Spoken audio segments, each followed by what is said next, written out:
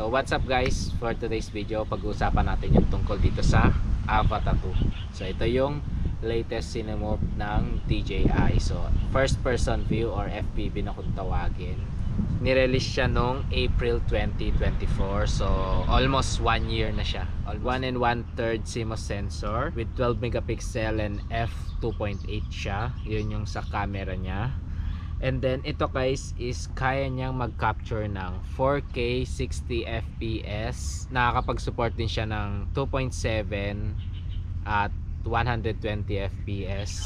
Rocksteady 3.0 na rin siya at may Horizon Steady siya. Yung Horizon Steady na kung tawagin guys is pwede mo siyang paliparin as the traditional drone. So yun guys. Sa isang battery niya ay 23 minutes, yun yung capacity niya. Pero sa pagpapalipad ko nito guys is umaabot lang ko minsan hanggang 18 minutes. Yun yung maximum 18 to 19 or sabihin natin 16 to 18 minutes yung maximum ng isang battery niya.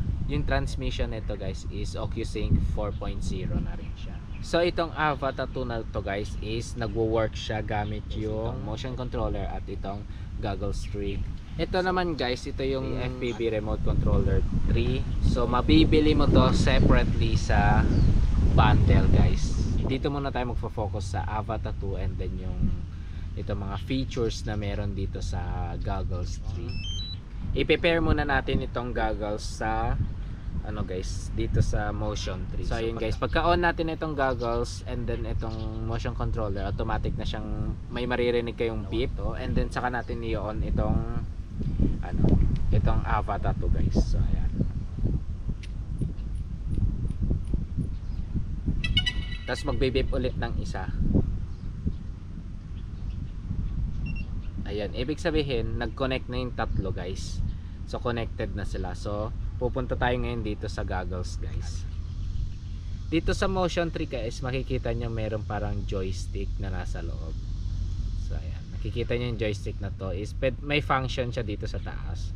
So ito yung record, and ito guys is enhanced display. Ibig sabihin malaking tulong ito guys para makita nyo kung yung dinadaanan ng drone, lalo pag nasa medyo madilim na area kayo. So ito guys, ito yung sa head tracking. So ito yan guys, yung goggles na to. So hindi siya naka-on ngayon sa akin. Pag ginagalaw ko tong sa ulo ko, gagalaw na rin yung sa drone guys. Then ito guys is yung sa share live view naman siya once na kinonect natin dito sa may dito sa may goggles through sa cellphone guys. So pwede nating gamitin to para mapakita natin dun sa mga kasama natin guys, yung may share natin yung kung ano yung nakikita nung sa goggles. And then ito yung guys is yung easy acro na kung tawagin. So itong easy acro na to, meron siya yung slide, flip, tapos roll, and then meron dito yung tinatawag na yung bagong update nila is yung tinatawag nilang power loop. So yun guys. So itong defog na to guys is kapag ka nagmo-moist na yung natin sa yung glass dito sa guys, dito sa goggles. So pag ginamit mo to, automatic may parang fan na na magde-defog dito sa dito sa salamin nung goggles na to. So ayan, tapos ito yung sa brightness niya. So pwede nating i-adjust yan. Ito pwede nating i-adjust yan to max hanggang sa max niya. So yan yung mga features na nasa taas ng guys. Dito yan. And then dito naman sa baba guys is yung camera settings natin. So pwede rin naman natin ma-adjust yan dito guys. Itong arrow na yan. Ayan. So ito yung status ng drone. So always update mo siya guys. Bago kayo mag-take off, kailangan yung i-calibrate minsan yung drone para at least mas smooth yung pagpapalipad natin. So ayan, dito mo makikita sa status kung may mga, dito nyo makikita yung mga warning, dyan lalabas yung guys. And then dito sa album, yan yung catch flight. And then dito naman guys sa transmission na to. So transmission tayo. So itong transmission halos wala ka naman masyadong babaguhin dito, maliban na dito sa channel mode. So ito pwedeng auto, pero once na nag-auto tayo, hindi natin makikita yung mga channel. So yung mga, ito para sa signal itong channel mode na to guys. So ang ginagawa ko dito, ginagawa ko manual para once ang papalipad ako, pag medyo malayo na yung drone sa akin, naghahanap siya ng mas malapit na signal para may connect from goggles to drone or yung sa remote controller to drone. And then dito guys sa settings, so ayan yung mga safety, ayan, and then control, so ito yan, so motion controller yung gamit natin. So ayan, ito yung sinasabi kong gimbal calibration. So bago kayo mag take off sa isang location, mas okay na i-check nyo muna yung drone, lalo pag always nyong i-calibrate muna. Ang orange button na to, so ayan, pe-press mo lang siya ng 2 beses, ayan, mag-open na yung motors niya, itong joystick na nandito guys. Itataas nyo lang to para medyo tumaas na siya, mag-hover na siya, na kahit bitawan nyo is hindi na siya babagsak. So ayan, pero alalay lang sa pagpapataas guys, ayan.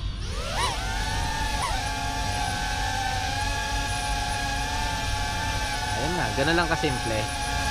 And then ito guys, nakikita, kung makikita nyo sa ano, kapag ginagalaw ko yung, ayan guys, kung makikita nyo pag ginagalaw ko yung motion, gumagalaw din yung sa left.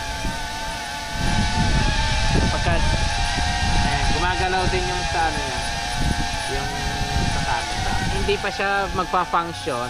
Ganito kasi yung gamit niyan guys, parang left, right, up, down. So hindi pa siya magpa-function kasi hindi ko pa tini-trigger tong ano na to, tong accelerator niya. So ayan, para ano yan, para mag-accelerate siya, ipe-press mo lang siya ng halos half lang. So ibig sabihin ready to fly na siya. Pag na-press nyo na to guys ng half, ibig sabihin nun is ready to fly na siya. Kung ano yung magiging action na itong motion controller na to, gagalaw na sa drone guys. So tignan natin. Ayan, ipe-press ko na ng kalahati. So ayan, ayan, pagka-press natin, ayan, makikita nyo guys, gumagalaw na siya. Ayan, gumagalaw na yung drone. Itataas ko konti. Tataas natin konti. Atras natin. Atras natin konti.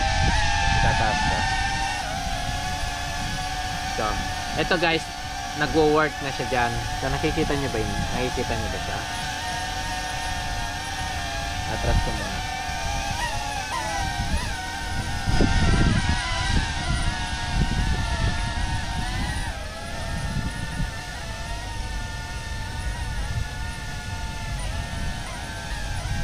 Let's G. Ayan, pe-press ko na and then ayan. So lilipad na siya yan guys. Diba? Ganun lang kasimple yan. So kung nakikita nyo sa ating screen guys, is meron yung bilog at saka yung parang arrow, diba? So ibig sabihin yung bilog na yan guys is kung saan siya pupunta, kung saan may pepesta yan, doon pupunta yung drone guys. Ayan, bababa natin. So bababa siya. Tataas natin, tataas din siya guys. So ayan yung ano nyan. So ayan, masyado mahangin dito guys, kaya makikita nyo nagtitilt yung drone. So ayan. Yan yung purpose ng sa ano guys. Yan. So medyo tataas ko lang siya. And then pag binitawan ko yung trigger, hindi hihinto lang siya sa taas. So dito natin magagamit na yung function sa taas guys. Ayan. Kikita niya acro mode na to. Yung easy acro na kung tawagin. So makikita niyo nasa side na siya guys. Ayan yung sinasabi ko, yung slide, 180 drift, flip, power loop. Magagamit nyo lahat yan gamit tong motion controller na to guys. So mas madali nga lang siyang kontrolin to guys pag yung ganitong motion control. Dito ako unang nagsimula guys, pero maganda siyang gamitin guys, lalo sa mga small gap. Mas madali mo siyang magagamit. So ayan, papapasukin natin. Ayan. Mga small gap guys, maganda gamitin tong motion controller.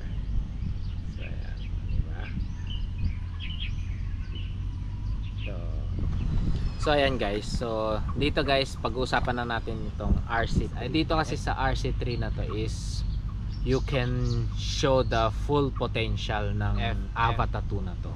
So yun yung kagandahan dito, lalo pagka napag-aralan nyo tong manual mode na kung tawagin. So dito guys is ganun pa rin, basic pa rin siya, is yung normal, sports. So dito mo makikita yon. And then mapapansin nyo guys, itong dito sa nasa left nya is medyo loose. Pag nag manual mode na kasi kayo dito, hindi pwedeng naka-standby lang siya sa gitna. So kailangan, kasi sa traditional drone guys is eto, pag nasa center siya is ibig sabihin yan yung zero niya, zero na to, naka-level siya. So yan yung zero ng sa controller. Pero pag nag manual mode kasi kayo guys, eto na yung pinaka zero niya, yung nasa pinaka baba. So once na tinaas natin to konti sa manual mode, ibig sabihin nag-accelerate na siya yan guys, ibig sabihin lilipad na siya. Unlike sa mga traditional drone na once nasa center siya is ayan, naka-standby lang siya, naka-hover lang siya sa taas. So yun yung pagkakaiba nila kapag gamit mo tong motion controller. And then dito guys is mas madali siya kasi record button, start and stop, and then dito guys is yung pause or return to home. Tapos ito yung sa ano niya, gimbal niya. So gimbal tilt niya. So ayan, susubukan na natin tong drone na to. Ay, susubukan ko muna siya sa normal, sports, and then sa manual. Gagamitin na natin tong FPV RC3.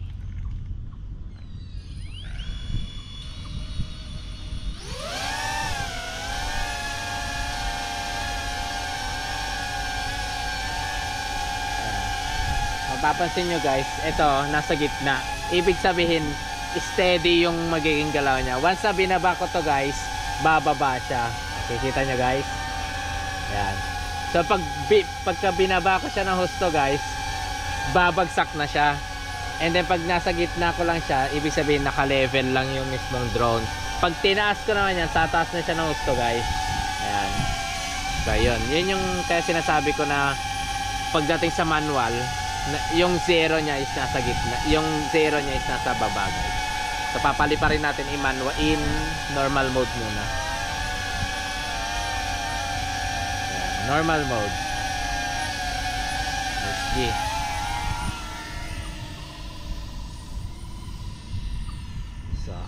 So ito guys, papalipad tayo normal mode. So ito yan. Ayan. So dito guys, pwede nyo laruin yung mga ano niya, yung sa gimbal niya, up and down. Pwede nyo i-tilt up and down. So ayan. Ayan. Ito yung sa gamit na yung motion, itong RC3 guys. Pwede natin i-up. So ayan. Ito yung normal na shot niya guys.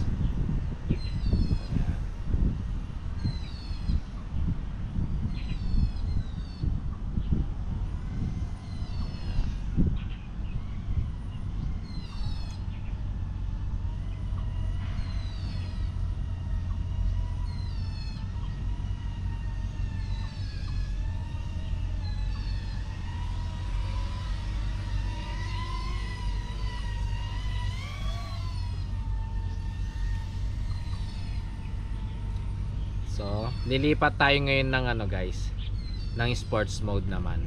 So, sports mode, dito lang, nandito sa taas guys, i-gigit na lang natin, lilipat na siya ng automatic ng sports mode. So, ayan. So, pag sports mode na sinabi guys, ibig sabihin, yung speed niya medyo bibilis siya. So, ayan.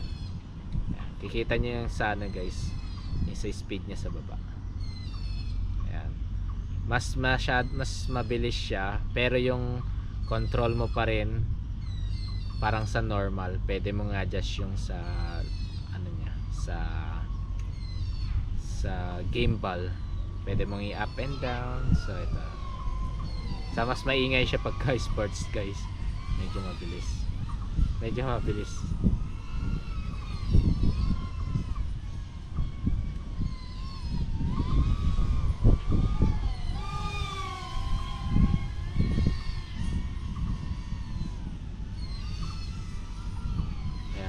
Kung mapapansin nyo guys, medyo hindi maganda yung pagkakaliko-liko niya, lalo pag kayo masyadong sharp yung pagkakaliko niya.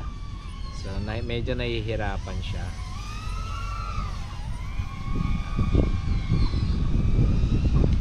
So ayan. So dito guys, susubukan naman natin yung tinatawag nating manual mode. So ayan. So dun sa manual mode guys, mas okay na medyo mataas yung drone. Nasa medyo mataas yung drone. Kasi pagka hindi nyo na set up kasi yung ano niya guys, hindi nyo masyadong na set up yung level niya guys, is pwedeng bumagsak yung ano, pwedeng bumagsak kagad yung drone. So ayan, so ayan, pipindutin ko lang din, bababa ko lang din siya dito sa pinababa. Kaya kikita nyo sa screen yung manual mode. So yung joystick kailangan nag level, and then ano siya guys, yung dito guys, dito may mga gamit siyang ano na yan guys, may mga gamit yung ito, yung mga ano niya, yung gimbal na yan guys, yung ano niya, range ng gimbal na yan guys. So lahat yan may gamit yan guys. So hindi porket ano, hindi porket baka mamaya guys gawin nyo dun sa gimbal, ilagay nyo sa pinakamataas, hindi po pwede, kasi yun ibig sabihin kasi nung gimbal niya dito sa manual is kung gaano ka-tilt yung gagawin mo sa mismong drone. Yan. The more na mas mataas yung gimbal mo, the more na mas magti-tilt ng husto yung drone guys. So yan. Kaya kung ako guys, mas maganda kung nagpa-practice kayo ng manual, is subukan nyo siya sa ayan, around 17 to 25. Ayan, yan yung mga best na pwede nyong gawin sa manual mode. Pero bago kayo mag manual mode, bago nyo i-actual ang manual mode guys, is mas okay na pag-aralan nyo muna yung ano guys, pag-aralan nyo muna yung sa ano, pag-aralan nyo muna yung sa simulator dun guys. Kailangan nyo pag-practicean muna yung mga ano guys, pag-practicean nyo muna yung simulator, kasi mas mahirap pag manual mismo guys. Kasi mas mahirap kapag ano guys, mas mahirap kapag nag-actual kayo, kasi mas lalong baka mag-crash, mas mabilis kasi mag-crash yung drone guys kapag hindi nyo pa sanay yung sa manual mode. So yan,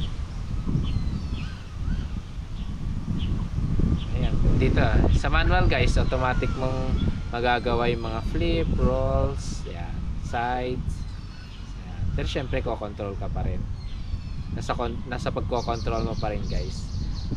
Tapos mapapansin nyo, diba, nung sabi ko kanina sa sports mode, yung ano nya, yung dive, mga ganun guys, is diba yung ikot nya is masyadong sharp. Dito kasi sa manual makikita nyo yung ikot nya mas okay, masyado kasi mahangin guys. Tapos ayan guys, makikita nyo nag battery low na ako. So sa battery low na yan guys, discarte nya naman yan. Pag nag battery warning na siya, ibabalik nyo siya sa normal. Ayan. Pag nag normal na siya guys, ayan, pwede nyo siyang ibalik, kasi mas mahirap mag land ng naka manual mode guys. So ayan yung basic ng ano, pagpapalipad dito sa bata to guys. Tip ko lang sa pag nag manual mode kayo is mas okay na yung range ng gimbal nyo is nasa around 17 to 25. Itong gimbal niya kasi guys, the more na tinaas mo yung mismong gimbal, the more na ile-level ng drone. So gaganyan yun magiging takbo niya. So kaya sinasabi kong 17 to 25, mga ganun guys, is ibig sabihin nakaganyan lang siya guys, hindi siya masyadong tilt. Kasi once lang nakatilt siya ng husto guys, mas lalong ano siya guys, ile-level niya yung pagpapalipad niya sa drone, and then at the same time guys, bibilis yung mismong speed kasi nakatilt siya eh. Yung gimbal kasi guys, bumabase kung gaano kataas, then doon din pumapasok yung gaano yung speed niya. Mas okay na mag-practice kayo sa ano guys, sa simulator. Doon ako nag-practice muna bago ako sumubok sa mismong manual. So sa manual kasi yung mismong freedom na magagawa mo sa drone is kayang-kaya mo. Basta nasanay ka na guys, kasi once na hindi mo pa alam yung manual, then sinubukan mo sa mismong actual, mas pwede mag-crash na yung drone. So yun din yung purpose ng simulator, kaya kailangan pag-aralan nyo muna para at least dapat sa ano guys, is sa simulator kayang-kaya nyong i-level, kasi once na nilaro nyo tong joystick guys, hindi porket ginilid mo siya akala nyo mismong gigilid lang siya. Hindi guys, kailangan magano guys, kailangan may motion tong dalawang joystick na to guys. Hindi porket ginilid mo siya, hindi ibig sabihin na ginilid mo lang siya dito akala mo gigilid rin yung drone. Hindi guys, magtitilt lang siya at pwedeng bumagsak. So kailangan pagka ginilid mo siya, sasabayan mo na ito kahit slowly lang. Yan, lalaruin nyo lang yung tong dalawang to guys, manual. Saka pagka nagpapalipad kayo ng actual sa manual is kailangan kayang-kaya nyo siyang i-level. Hindi naman siya sa totally naka-level. Kumbaga parang pag nakita nyo nag-tilt siya konti, kaya nyo siyang i-level. So yun yung laro ng manual guys. Marunong kayong mag-level sa drone. So once na nagawa nyo na yun guys, is kayang-kaya nyo na siyang paliparin manually. So I hope na may natutunan kayo dito sa video na to guys. Is hindi man ako ganun kagaling mag-explain or magbigay ng tips, pero at least kahit papaano sana may natutunan kayo. So yun lang. So see you on my next vlog. Bye bye.